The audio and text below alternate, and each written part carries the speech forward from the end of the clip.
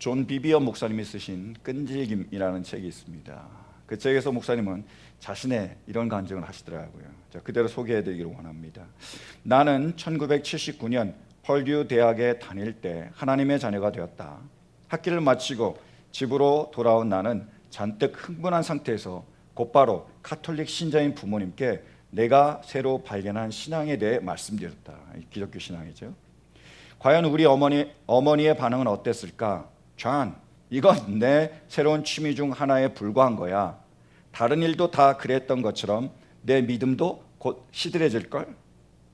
어머님의 말씀이 비수처럼 가슴에 꽂혔다.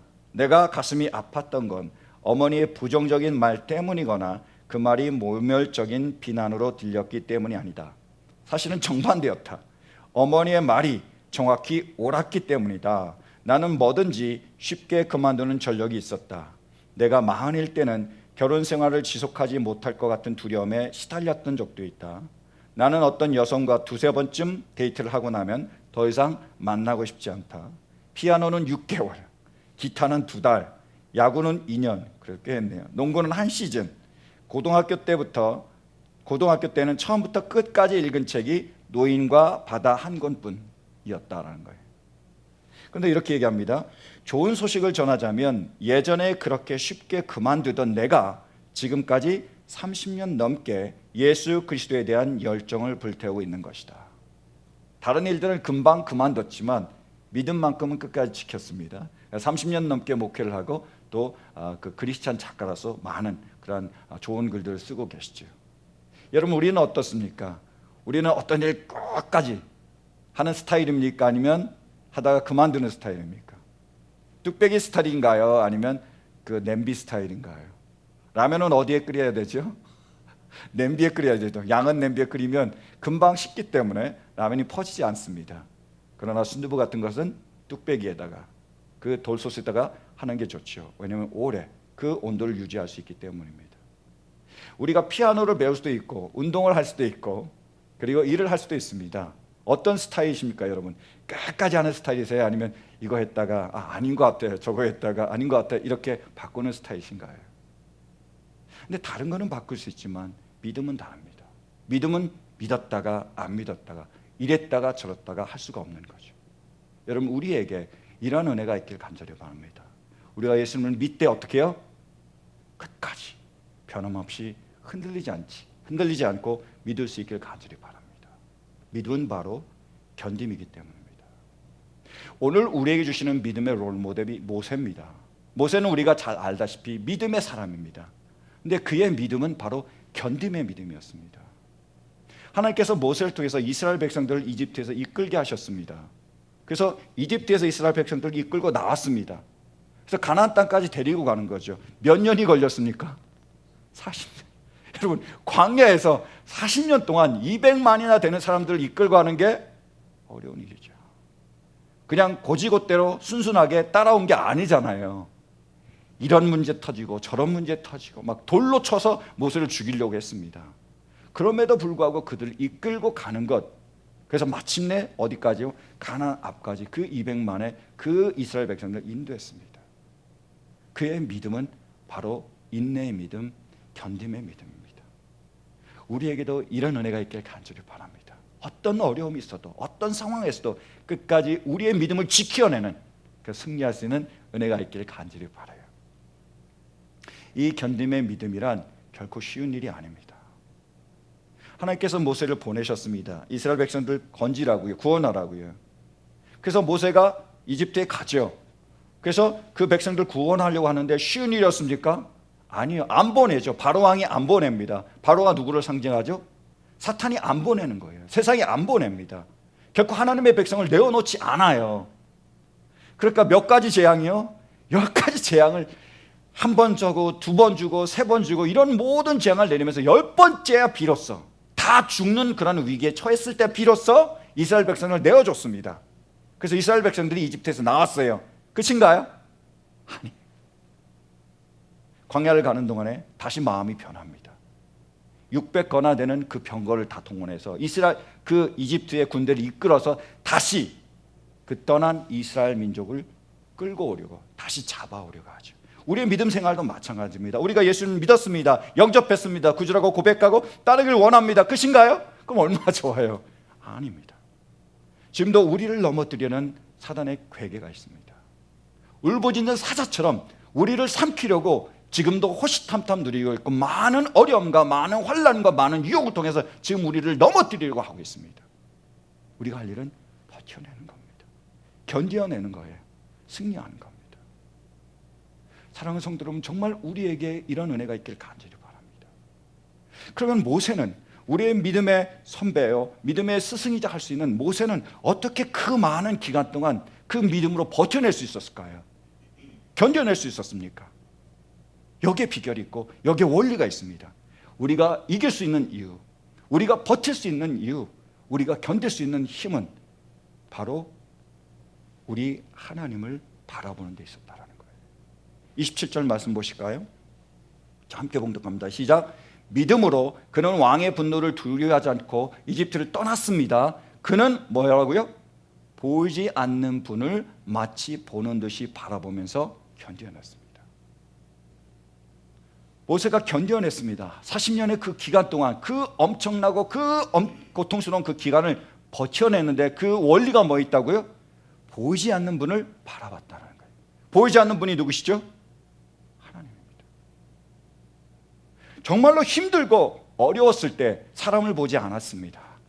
환경을 보지 않았습니다. 하나님을 바라봤습니다. 하나님을 끝까지 바라봤기에 모세는 견뎌내고 승리할 수 있었습니다. 여러분, 우리가 살아가면서 가장 어려운 게 뭐죠? 우리가 신앙생활 하는데 우리의 믿음이 가장 흔들릴 때가 언제입니까? 저는요, 하나님이 보이지 않을 때, 하나님이 느껴지지 않을 때예요. 이건 이스라엘 백성들도 마찬가지였습니다. 이스라엘 백성들이 이집트에서 나왔어요. 광야를 지나가잖아요.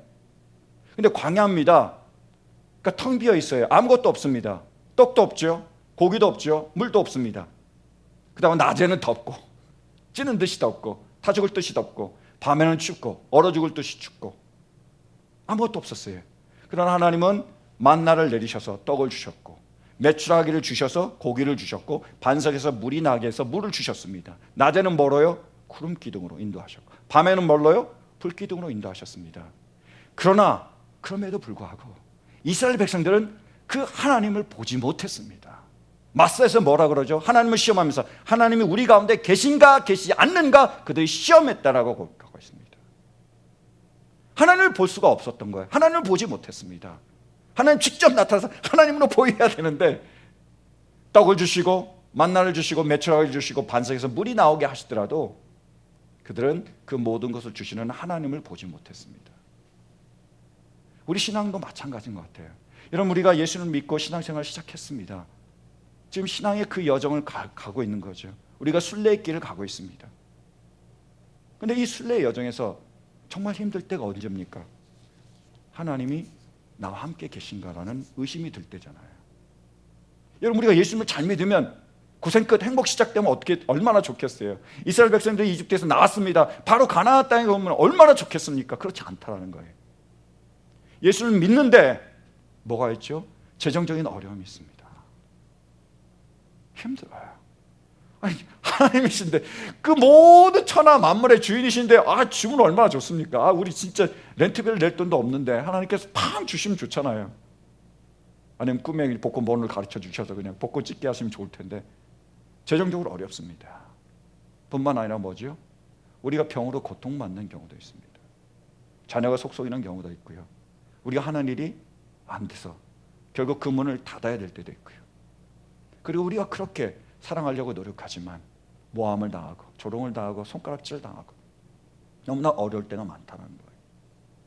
전에도 제가 나눴지만 제가 잘 아는 그 목사님이 한국에서 미국으로 오셨습니다. 개척교회를 하셨어요. 정말 그 교회를 열심히 섬겼습니다. 그러나 그러다가 교회는 힘들고 본인은 너무너무 힘든 가운데 암에 걸리셨잖아요. 위암에 걸리셨습니다. 위암으로 3년 이상 동안 고통받으셨어요. 그 결국 돌아가셨습니다. 그걸 지켜보면서 너무너무 마음이 안타깝더라고요. 질문 많이 했어요. 왜 그러세요? 왜 이렇게까지 하셔야 됩니까? 끝나지 않은 스토리더라고요.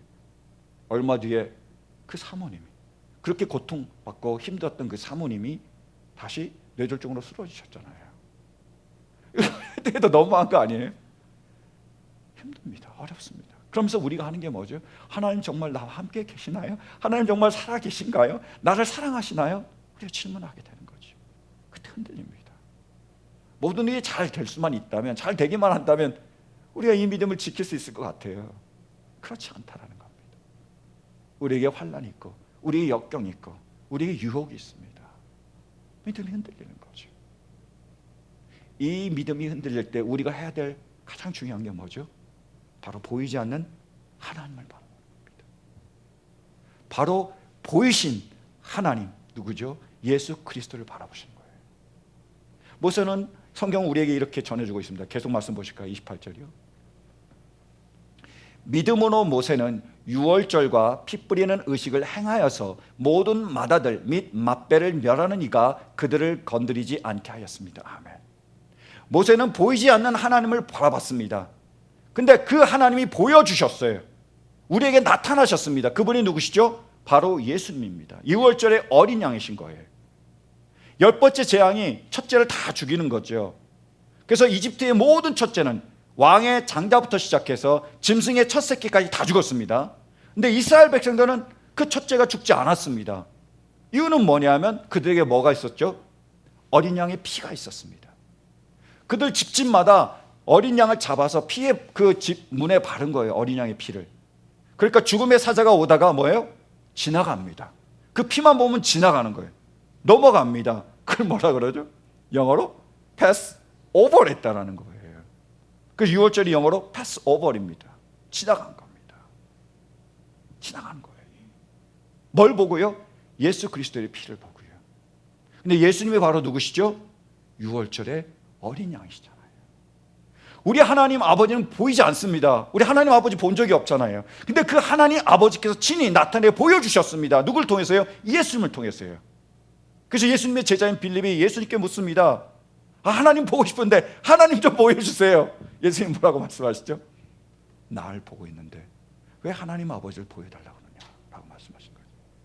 바로 우리 예수님이 보이지 않는 하나님, 보이신 하나님이세요.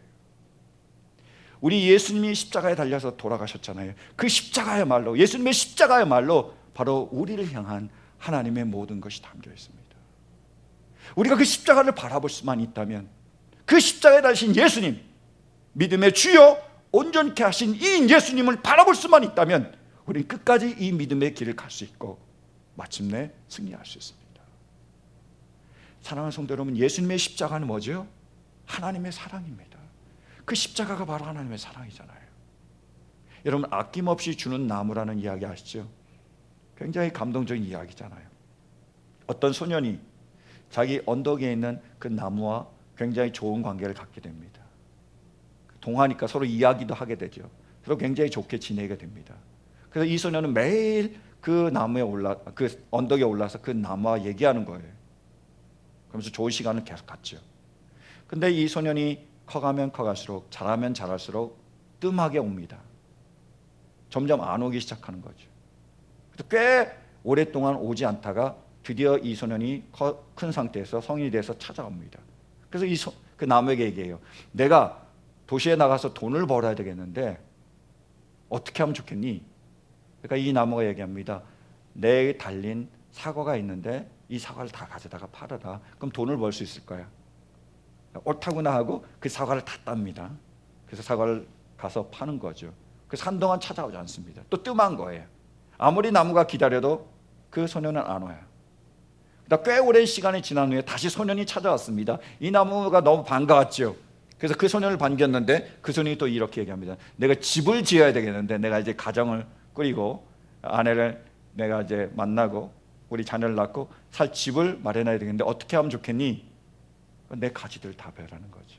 이걸 가져다가 이거 집을 만들면 되겠다. 그래서 싹둑싹둑 다 비워가지고 가지고 와서 집을 만듭니다. 더 한동안 안 오죠. 근데 또 꽤 오랜 시간이 지난 후에 찾아옵니다. 그 다음에 뭐라 그러죠? 내가 여행을 가야 되겠는데 배가 필요해. 나무가 얘기합니다. 나를 비워가렴. 그래서 그 나무를 가지고 배를 만들어라. 소년이 그 나무를 다 베게 됩니다. 그리고 한동안 찾아오지 않습니다. 나중에 노인이 돼서 이 소년이 다시 나무를 찾아오게 되죠. 그래서 나무가 밑둥밖에 남지 않았는데 그 밑둥을 베개로 삼아 거기서 잠을 자게 됩니다. 저는 이 스토리가 감동적인 이유는 이게 바로 하나님 아버지께서 우리를 향하신 그분의 사랑이 잘 표현되기 때문입니다. 우리 하나님은 어떻게 하셨죠? 모든 것을 다 내어주셨습니다. 우리를 사랑하시기에 그분의 모든 것을 아낌없이 다 내어주셨어요. 그분이 생명보다 더 귀한 그 예수 그리스도를 우리에게 내어주셨죠. 바로 우리가 그 예수님처럼 귀하기 때문이죠. 예수님 우리를 위해서 이 땅에 오셨습니다. 뭘 주셨죠? 그분의 생명을 주셨습니다. 그분의 생명을 다하기까지, 목숨을 다하기까지 우리를 사랑하신 거예요. 이러한 사랑에 대해서 바울 사도는 로마서에서 이렇게 얘기하잖아요. 우리 말씀 보실까요? 로마서 8장 32절. 자기 아들을 아끼지 않으시고 우리 모두를 위하여 내주신 분이 어찌 그 아들과 함께 모든 것을 우리에게 선물로 거저 주지 않으시겠습니까? 우리 하나님이 우리에게 예수 그리스도를 내어주셨습니다. 정말 자신의 생명보다 더 귀한 분을 내어주셨는데 다른 건 안 주시겠어요? 아니, 다른 건 안 주시더라도 예수 그리스도 그분을 내어주셨다는 것, 그걸로도 충분하지 않은가요? 예수님이 계셨기에, 그분이 우리에게 오셨기에, 우리를 위해서 죽으셨기에 우리가 천국을 얻게 됐습니다. 이 세상에서 우리가 아무것도 없다 할지라도, 모든 것을 다 잃어버린다 할지라도 우리에게 뭐가 있습니까? 천국이 있습니다. 영원한 하나님의 나라가 있습니다. 이것보다 귀한 것은 없지요. 뭘 더 바라겠습니까? 예수님의 십자가는 우리를 향한 하나님의 사랑입니다. 또한 예수님의 십자가는 뭐죠? 기억해야 됩니다. 고난이에요. 예수님은 십자가를 지셨습니다. 고난을 당하시는 거죠. 육체적인 고난이 있습니다. 머리에 가시면류관을 쓰셨죠. 두 손과 발에는 못이 박히셨습니다. 아침 몇 시에요? 9시에 십자가에 달리셔서 몇 시까지요? 오후 3시까지입니다. 6시간 동안 십자가에 달리신 거예요. 뿐만 아니라 그건 정신적인 고통입니다. 모욕을 당하시는 겁니다. 여러분, 우리가 아무리 힘든 일을 해도 그 일을 알아주면 할만하잖아요. 더 열심히 할 수 있습니다. 제가 우리 집의 가장이지만 나가서 열심히 하고 돌아왔는데 우리 와이프가 당신 수고했어. 이리 좀 와. 내가 안마 좀 해줄까?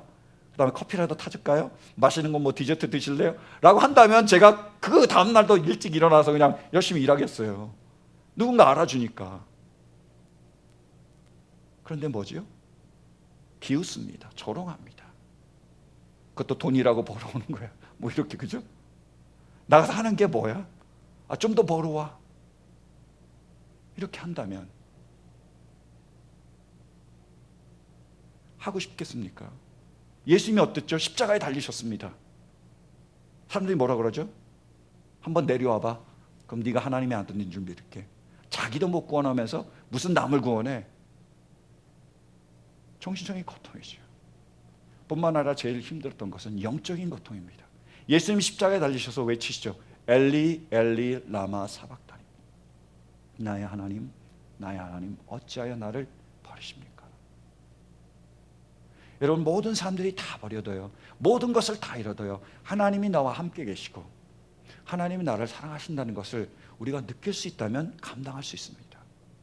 많은 믿음의 선진들이, 우리의 선배들이 하는 고백이 그거예요. 모든 것을 다 잃어버렸는데, 모든 사람들이 다 나를 떠났는데 그래도 하나님이 나와 함께 하신다라는 것을 내가 느꼈을 때에 나는 그것을 이길 수 있었다라고 고백합니다.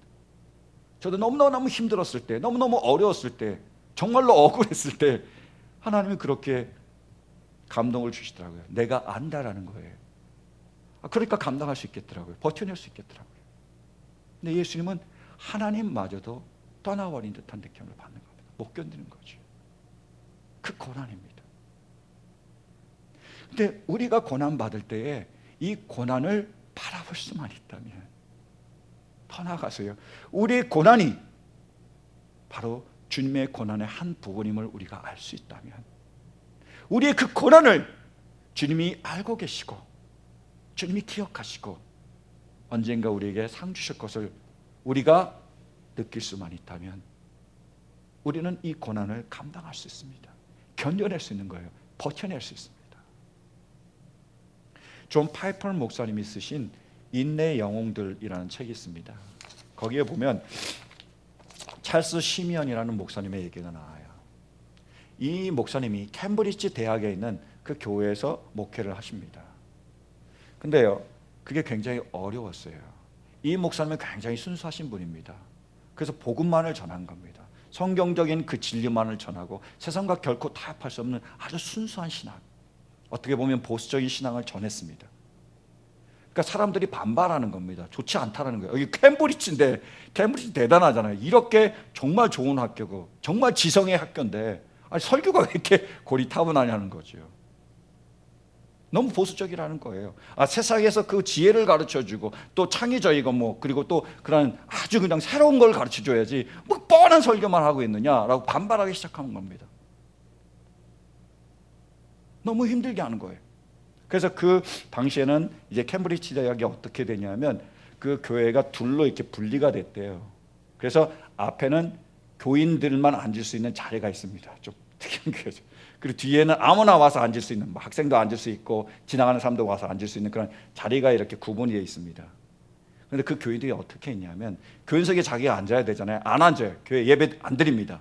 뿐만 아니라 그거를 잠궈놨습니다. 다른 사람들도 못 들게, 예배를 못 드리게 방해하는 거죠. 텅 비어 있고 닫혀 있는 그런 예배당에서 설교를 하고 예배를 인도해야 되는 거예요. 목회를 해야 되는 겁니다. 뿐만 아니라 나쁜 소문을 다 일으키니까 그 주변에 있는 학생들이 그 교회를 방해하기 시작합니다. 술 먹어서 와서 행패 부리고 난리를 치는 거예요. 뿐만 아니라 그 캠브리지 대학에 있는 교수들이 이 목사님을 무시합니다. 함부로 대하는 거예요. 너무 힘들다고 고백을 합니다. 놀란 건 뭐냐면 인내의 영웅들이죠. 영웅이 된 거잖아요. 54년 동안 그 교회에서 목회를 해요. 나중에는 그 목사님을 다 인정하게 되고 다 존중하게 됩니다. 근데 그 목사님이 이렇게 간증하신 거예요. 그대로 소개해 드릴게요. 나는 학교 안에서 많은 경멸과 조롱의 대상이었습니다. 어느 날 나는 순환과 고초를 당하고 나서 작은 성경책을 손에 들고 힘없이 길을 걸어갔습니다. 그러면서 하나님께 말씀의 강장제로 나를 위로해 주시고 성경책을 펴는 순간 내게 힘이 될 말씀을 발견하게 해달라고 간절히 기도했습니다. 그것은 내가 주로 하는 방법은 아니었습니다. 다만 위로를 얻기 위해 그렇게 했을 뿐이었기 때문입니다. 근데 성경을 폈을 때 내 눈길을 처음으로 사로잡은 말씀은 이것이었습니다. 나가다가 시몬이란 구레네 사람을 만남에 그에게 예수의 십자가를 억지로 지워가게 하였더라. 아시다시피 시몬은 시미언과 같은 이름입니다. 그것은 참으로 놀라운 교훈의 말씀이었고 나를 격려해주는 복된 암시였습니다. 예수님을 따라 십자가를 지도록 내게 그 십자가가 지워지다니 이 얼마나 놀라운 특권입니까? 그것으로 충분했습니다. 이제 나는 예수님께 그분의 고난에 동참하는 영예를 얻은 사람으로서 기뻐 뛰며 찬양할 수 있었습니다. 사랑하는 성도 여러분, 우리가 이 믿음의 생활을 할 때 우리에게도 어려운 일이 있습니다. 그죠? 이 믿음의 생활 때문에 재정적으로 어려울 수도 있고요. 또 몸이 피곤할 수도 있고요. 또 사람들이 알아주면 얼마나 좋아요. 안 알아주고 무시하고 손가락질 할 때도 있습니다. 그러나 우리의 이 고난이 주님의 십자가를 지기 위한 고난이라면, 주님과 함께 우리의 십자가를 지기 위한 고난이라면 주님은 언젠가 이것을 기억하시고 우리에게 영원한 상급으로 갚아주실 줄로 믿습니다. 우리의 고난은 결코 헛된 것이 아닙니다. 이 고난이 바로 주님과 함께 십자가를 지는 그 길이에요. 그것을 기억하시고 힘들고 어려울 때 이제는 안 해, 이제는 그만두고 싶어 라고 생각이 들 때 오히려 주님의 그 십자가를 바라보고 이 길을 걸어갈 수 있길 간절히 바랍니다. 마지막으로 주님의 십자가는 뭐죠? 승리입니다. 이 십자가는 구원이라는 거예요. 히브리서 기자는 9장에서 이렇게 얘기합니다. 보실까요? 우리 히브리서 9장 28절 함께 봉독합니다. 이와 같이 그리스도께서 많은 사람의 죄를 짊어지시려고 단 한 번 자기 몸을 제물로 바치셨고 두 번째는 죄와는 상관없이 자기를 기다리고 있는 사람들에게 나타나셔서 뭐예요? 구원하실 것입니다. 주님이 구원하십니다. 주님이 승리케 하신다는 거예요. 우리가 믿음의 길을 갈 때 지금은 넘어진 것 같고, 지금은 쓰러진 것 같고, 지금은 실패한 것 같고, 지금은 망한 것 같다 할지라도 우리 주님이 우리와 함께 하셨고, 그분이 십자가를 지셨기에 뭐라고요? 구원하신다는 겁니다. 승리케 하신다는 거예요. 십자가는 승리입니다. 십자가는 구원이에요. 어떤 어머니가 애를 뱄습니다. 이 애가 자라는 거예요. 힘들잖아요. 그죠? 배가 커올수록 더 힘들고, 잠도 못 자고, 허리도 아프고 괴롭습니다. 그래서 그 어머니가 그 아이를 포기하지 않습니다. 왜요? 그 고통을 외면하지 않습니다. 왜요? 때가 되면, 이제 10개월만 지나면 아이가 태어나잖아요. 그 아이를 바라보면 그 고난이 기쁨으로 바뀌기 때문이죠. 우리가 이 고난의 길을 가는 이유는, 그리고 이 고난 가운데 버틸 수 있는 이유는 믿습니다. 우리 주님이 우리를 반드시 승리케 하시고, 우리가 하여금 그 구원에 참여하게 하실 줄로 믿습니다. 헛된 길이 아닙니다. 잘못된 길이 아닙니다. 주님을 위한 길이며 주님과 함께하는 길이며 바로 승리의 길입니다. 그러기에 이 믿음 있게 끝까지 이 믿음의 길을 걸어나갈 수 있는 우리 모두가 되시길 간절히 바라요. 우리 짧은 영상 하나 보고 모든 말씀을 마치기 원합니다. 한번 보여주시겠어요? 계속 누르시면 됩니다. 화살표 뒤로 계속. 네.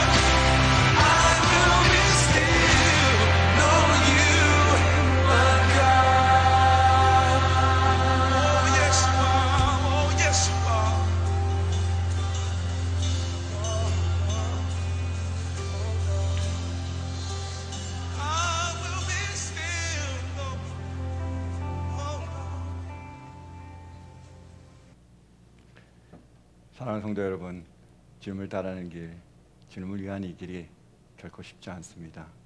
많이 힘들고 많이 어렵고 많이 고통스럽고 많이 외로울 때도 있습니다. 그러나 그때 믿음의 주여 온전케 하신 우리 예수를 바라볼 수 있길 간절히 바랍니다. 우리를 위하여 십자가를 지신 그분의 사랑, 그리고 그분의 고난을 우리가 기억할 수 있길 간절히 바랍니다. 그래서 우리 모두 우리 주님을 바라보기에 이 믿음의 길을 끝까지 걸어갈 수 있기를, 주님과 함께 그 승리의 기쁨을 함께 나눌 수 있는 은혜가 있기를 주님의 이름으로 간절히 축원합니다. 아멘.